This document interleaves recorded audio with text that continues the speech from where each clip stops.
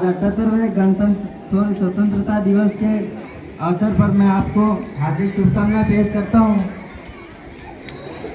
साथियों,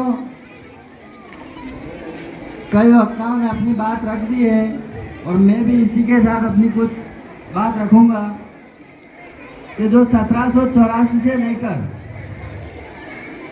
1947 तक जो लड़ाइयाँ लड़ी गई थी, उन लड़ाइयों का जो एक परिणाम निकल के आया था, वो परिणाम था आज़ादी।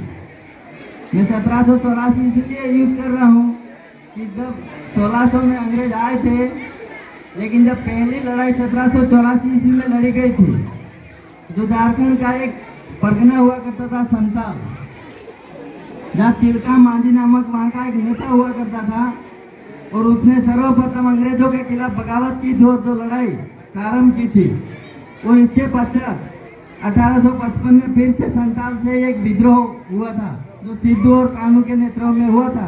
लेकिन इतिहास में हमको अंग्रेजों के खिलाफ जो पहला विद्रोह बताया जाता है, वो 1857 की क्रांति से माना जाता है। मैं ये इसलिए बता रहा हूँ कि मैं जिस क्षेत्र में रहता हूँ वो एक ट्राइबल क्षेत्र है, और जो आज़ादी की लड़ाई सर्वप्रथम किसी ने छेड़ी थी तो वो आदिवासियों ने छेड़ी थी, और वहीं आदिवासियों की जो लड़ाई छेड़ी थी, लेकिन आदिवासियों का आज के इतिहास में देखो तो इतिहास छुपाया गया है। जो पहली कक्षा से 12वीं कक्षा तक पाठ्यक्रम की पुस्तकों में देखेंगे तो जो आदिवासियों का इतिहास है, जो नेता थे, जो विद्रोही थे, जो क्रांतिकारी थे, उनके नाम तक नहीं मिलते। दोस्तों,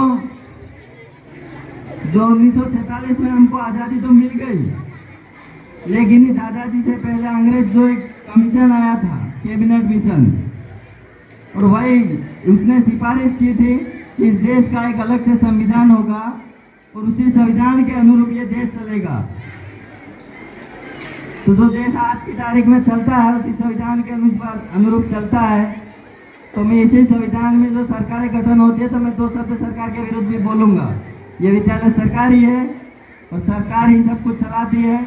तो सरकार के खिलाफ 2 शब्द बोले तो इसमें कोई दोहराई नहीं है, लेकिन किसी को दुख लगे तो बता देना। तो दोस्तों,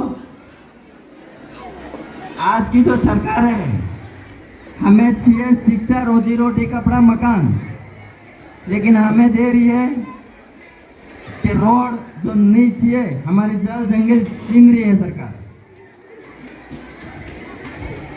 कोई बच्चे अगर रो रहा है, उसको दूध पीने की जरूरत है और माता उसको कुछ और खिला रही है, खिचड़ी, तो वो बच्चा नहीं खाएगा। उसको भूख लगी है दूध पीने की और उसको आप खिचड़ी दोगे तो वो नहीं खा पाएगा। तो हमें जो चाहिए वो ये सरकारें नहीं दे रही है और हमें कुछ और ही दे रही है। ये बेचारे छोटे छोटे छात्र हैं इस गांव के, मैं उनको कहना चाहता हूँ, और गांव के जो छात्रों के माता पिता भी यहाँ उपस्थित है। तो जो अभी कल ही एक दिन गया था दशमा के नाम से, मैं तो इन आध्यात्मिक चीज़ों में आस्था नहीं रखता हूँ, जो रखता होगा वो रखता होगा, मैं किसी का विरोध नहीं करता हूँ, आप माने।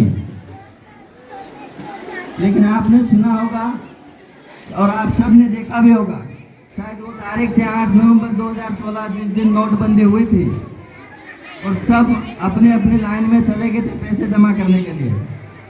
लेकिन कोई चालाक आदमी था मेरे जैसा, जो 1000 रुपये पड़े थे, 500 की नोट तो बंद कर दी थी वो।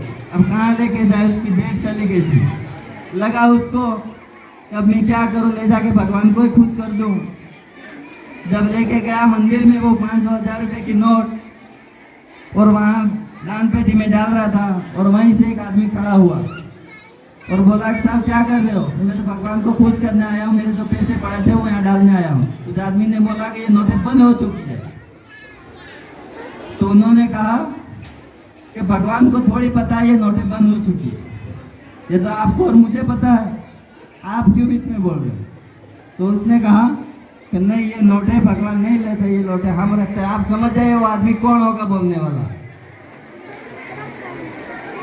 इसी को लेकर ज्योतिराव फुले ने अपनी किताब में लिखा है कि एक आदमी गया था उनके पास कि उनकी समस्या बहुत थी, घर ठीक ठाक से नहीं चलता था, और वो आदमी फिर से पंडित जी के पास गया था और पंडित जी से बोला कि मेरे घर में ये ऐसा मामला है, ठीक से नहीं चल रहा है, घर में हमारे पति पत्नी का झगड़ा होता रहता है, ये क्या चल रहा है। तो पंडित जी ने पकड़ा उसका जो था वो और बताया, क्या आपका शनि है वो नड़ रहा है। तो जो शनि है वो नड़ रहा है, तो उससे आदमी ने कहा कि मुझे क्या करना पड़ेगा, आप एक 5,000 का हवन करा लीजिए, आपका सब ये है जब दूर हो जाएगा। तो आदमी ने कहा कि मेरे पास 5,000 तो है नहीं। तो पंडित जी ने कहा छोटा हवन करा लीजिए 1,000 रुपये का।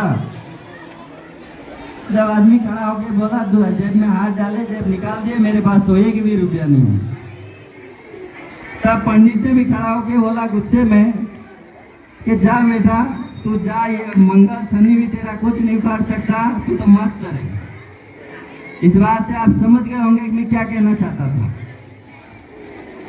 जो ये विद्यार्थी हैं, जो बच्चे हैं, उनका भविष्य खतरे में न डाले कि इन काल्पनिक चीजों, जो काल्पनिक देवी देवता है, उनको आगे लाके उनको एक अच्छी शिक्षा मिले, जो इस देश का आगे अच्छा निर्माण का कार्य करने की कल्पना कर सके। जब आजादी की लड़ाई लड़ रहे थे और एक युवा थे, आज तो मैं भी 24 साल का हो गया, वो आदमी था 23 साल का और हंसते हंसते फांसी पे झूल गया था। वो इस देश के लिए झूला था। उसकी माँ पे क्या बीती होगी, एक 23 साल का लड़का अगर किसी के सामने, उसकी माँ के सामने अगर फांसी पे लटकने के लिए तैयार हो जाए तो।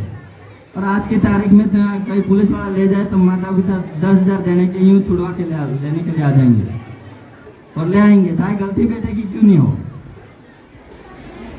दोस्तों, संघर्षों के साय में इतिहास हमारा पलता है, संघर्ष के साय में इतिहास हमारा पलता है।